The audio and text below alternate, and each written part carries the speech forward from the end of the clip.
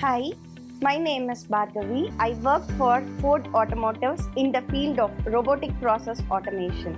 I wanted to pursue my higher degree, but from a top university, but at the same time, I don't want to quit my career. That's when my friend told me about BITS Pilani's work integrated learning program. I went through the website and saw the program that they offered.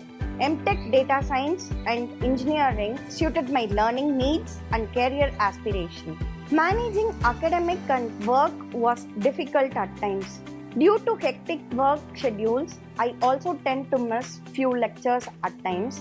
But since the lectures are recorded, I used to go through them at my convenient at a later stage. My experience with the faculty members was really nice. Professor Ravi Kumar was always available to answer our queries and helped us in understanding how we have to implement concepts to our workplace. I was also able to apply the concepts that I learned as part of the program at my workplace. Courses like natural language processing helped me in building chatbots, and courses like machine learning helped me in applying algorithm on how the chatbot and automation works. Program is aligned with what the industry needs